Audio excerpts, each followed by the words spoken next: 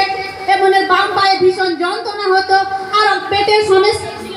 তো এমন বিশ্বাসের সহিত জীবিত মন্ডলতে আসে বাবাজির কাছে প্রার্থনা নেওয়াতে যিশুর নামে আজাদ হয়ে গেছে।